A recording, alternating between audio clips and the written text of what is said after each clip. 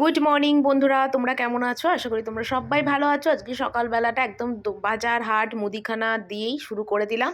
আর সকালবেলা এসে রান্নাঘরে এলাম বাসি কাজকর্ম করতে, আর এসে দেখলাম তোমাদের দাদাভাই সমস্ত সবজি বাজার, তারপরে বাজার, মুদিখানা সব করে। আর দেখো কি দারুণ ফ্রেশ ফুলকপি এনেছে। ফুলকপিগুলো দেখে দারুণ লোভ লাগছিল। তেমনি এনেছে মূলো, শিম, মানে শীতের সবজি যেগুলো হয় আর কি।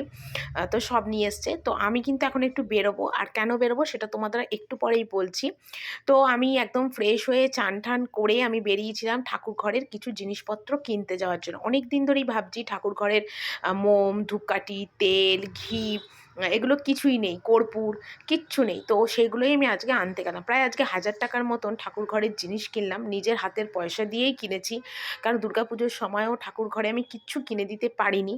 তো সেই জন্য আজকে ভাবলাম চলো আজকে ঠাকুর ঘরের জিনিসপত্রগুলো কিনে আনি সকাল সকাল, তারপর গিয়ে বাকি কাজকর্ম করব। আর এখানে দেখতেই পাচ্ছ বাতাসা, নকুলদানা, ছোবা, পোলতে, মানে প্রদীপ ধরানোর ঘি সব নিয়ে এসেছি, কর্পূর, দেশলাই, ধূপধানি, ধূপকাঠি ধরানোর জন্যে। আর অনেক দিন পর নিয়ে এলাম এরকম কালারিং মোম। এই মোমগুলো না 5 টাকা করে নেয়, 5 টাকা করেই নিয়েছে আমার থেকে।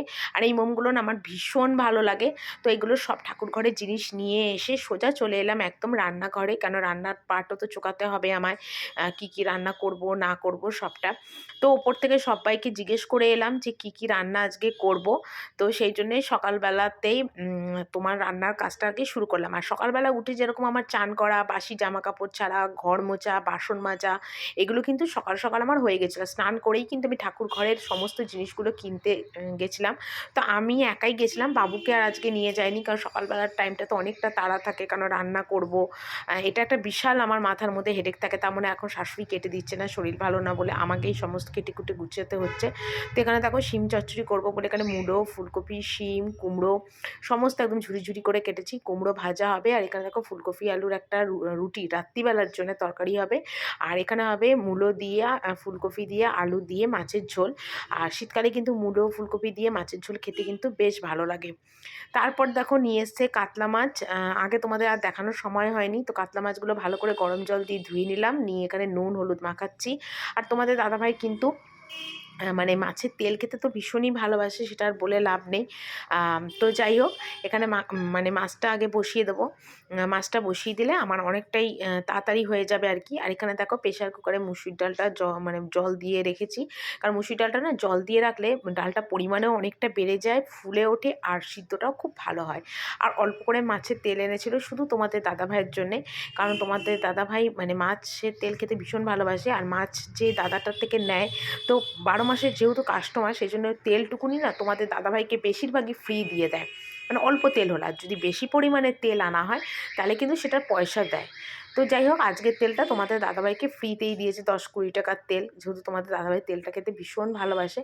তো এখানে দেখো ফুলকপি, মূলো, আলু আর টমেটো দিয়ে জিরে, ধনে গুঁড়ো, লঙ্কার গুঁড়ো, কাশ্মীরি লঙ্কার গুঁড়ো, নুন সব কিছু দিয়ে মশলাটা দিয়ে সবজিটাকে ভালো করে কষিয়ে, তারপর দেখো মশলাটা যখন ভাজা ভাজা হয়ে গেছে তখন এর মধ্যে দিলাম জল। আর আজকে টমেটোর সস দিয়ে কিন্তু রান্নাটা করে নিই, টমেটো কুচি দিয়ে রান্নাটা করেছি। মাছ ভেজে রেখেছিলাম, মাছটা দিয়ে দিলাম, চেরা কাঁচা লঙ্কা দিলাম যাতে ঝালটা সুন্দর মতন হয়। আর কাঁচা লঙ্কার রান্নায় কিন্তু টেস্টটা খুব সুন্দর আসে, ফ্লেভারটাও কিন্তু খুব সুন্দর আসে।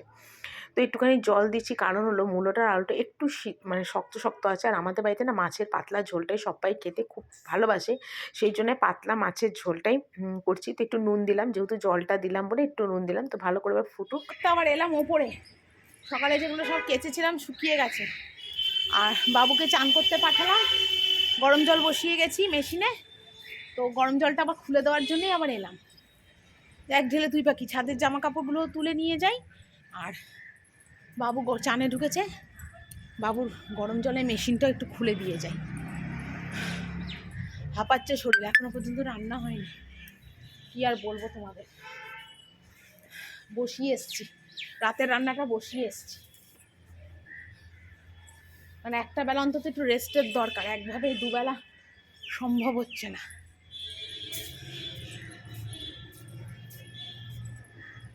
চলো জামা কাপড়গুলো তুলি, নিয়ে নিচে যাই।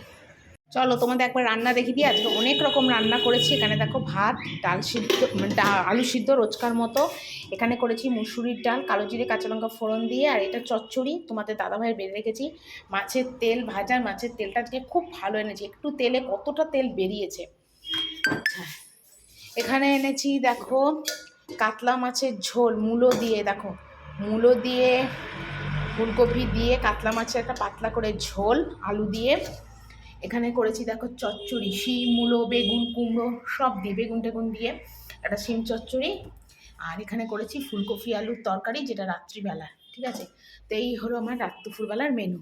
তো জাস্ট ঘরে এলাম, আর ঘরে এসে জাস্ট মানে খেলাম, মানে ভাত খেয়ে মানে মানে আমি আর ননদ খেলাম নিচে। শাশুড়ি খাওয়া তো উপরে দিয়েছি, আমার শাশুড়ির শরীর ভালো না, ভীষণ ঠান্ডা লেগেছে, জ্বর, ওর জন্য ওনাকে ওপরে খেতে দিলাম। আর আমি আর আমার ননদ নিচে খেয়ে এটু টেটু মুছে বাবুর জন্য এই যে দুধ করে নিয়ে এলাম, দুধ বিস্কুট আর কেলক্স না, দুধ বিস্কুট আর বনবিটা ওই নিয়ে এলাম। আর বাবু এখন দুধ বিস্কুট খাক। আর আমি জাস্ট এই ঘরে এলাম, আর এসে এই মাত্র বসলাম। ঠিক আছে, তো চলো দেখি কি করা যায়। ভিডিও এডিটিং করবো না অন্য কোনো কাজ করব, বুঝতে পারছি না কি করবো। না মার সাথে একটু কথা বলবো, বুঝতে পারছি না কি করবো। চলো পরে আবার কথা বলি তোমাদের সাথে। সারাদিনে কাজ করতে করতে কখন যে সন্ধে হয়ে যায় জানি না। তো একদম ধোয়া জামা কাপড় পরলাম, কারণ খাওয়ার জামা কাপড়ে তো আর সন্ধে দিতে পারবো না। তাই ধোয়া জামা কাপড় পরে সারা বাড়িতে গঙ্গা দিলাম। তারপর দেখো এখানে ধূপকাঠি জ্বালিয়ে ধূপকাঠি দিচ্ছি, সব ঘরেতেই দেব। তো এখন প্রতিদিনই এটা আমি করছি, কদিন ধরে ননদ করছিল, তো এখন আমি আবার সন্ধে দেওয়াটা শুরু করছি। মানে মিলেমিশে সংসারে থাকতে গেলে যেটা হয় আর কি, সবাই মিলেমিশে মানে থাকলে সবাই মিলে কিছু না কিছু কাজ ভাগাভাগি করে নিলে ভালো হয়। তো সংসারের কোনো কাজ ভাগাভাগি করে নেয় না, এই সন্ধে দেওয়ার কাজটা আর কি ননদ একটু ভাগাভাগি করে নিয়েছে আর কি। তো কিছুদিন দিল, আমাকে আবার বললো যে তুই একটু দিয়ে দে। তো দেখো বাইরে দিয়ে সবাই ধূপকাঠি দেখালাম, দিয়ে এখানে প্রদীপ ধরাচ্ছি। প্রদীপও সারা বাড়িতেই দিই, দিয়ে মায়ের ফটোর সামনে ধূপকাঠি মোমবাতি, এই ধূপকাঠি তারপরে এই যে কী বলে প্রদীপ সব দিয়ে দিই আর কি একবারে। তো আমার শাশুড়ি বলেছে যে ধূপকাঠি গঙ্গা দেওয়ার সাথে সাথে একটু প্রদীপও ঠাকুরকে দেখিয়ে দেবে। তো এইভাবে সারা বাড়িতে কিন্তু আমি প্রতিদিন ধূপকাঠি গঙ্গা দিই, সাথে কিন্তু এরকম প্রদীপও দেখাই। তো ঘরে নাকি এরকম প্রদীপ দেওয়া নাকি খুব ভালো। তো ওদিকে সন্ধে দিয়ে সবাই বলে দিল চা করতে। তো এখানে দেখো লিকার চা করছি একটু ছেলের জন্যে, কারণ ছেলে লিকার চা খাবে। আর দুধ একটু যেহেতু আজকে কম ছিল, সেই জন্যে দুধ চাটা সবার হলো না, শুধু ছেলের মতনই লিকার চাটা করলাম। আর সবার দুধ চা হবে। আর আমি তো মাঝে সাঝে দুধ চা খাই, আবার এক এক সময় খাই না, এটাই হলো কথা। আর আজকে তো আমি খাবোই না দুধ চা, কারণ আমি যতবার দুধ চা খাই আমার ভীষণ গ্যাস হয়ে যায়। তো সেই জন্যে দুধ চাটা আমি খাবো না। তো যাই হোক, এখানে শাশুড়ি, ননদের আর ভাগ্নি তিনজনের মতন দুধ চা হবে। তো সেটাই জন্যই এলাম আর কি। মানে একবার সন্ধে দিয়ে চাটা করে তারপর দেখি কোনো কাজ যদি থাকে তো করলাম, আর নয়তো এখানেই আর কি কাজের সমাপ্তি। আর রাত্রিবেলায় যেরকম কাজ সেরকম। তো যাই হোক, এখানে দেখো চা করে নিলাম, দুধ চা লিকার চা। আর চলো আজকে চা করতে করতে আজকের ভিডিওটা এখানেই শেষ করছি। আশা করি তোমাদের ভিডিওটা অনেক ভালো লাগবে। তোমরা সবাই ভালো থেকো। আজকের মতন বিদায় নিলাম, কালকে থেকে একটা সুন্দর ভিডিও নিয়ে চলে আসবো। সবাই ভালো থেকো, টাটা।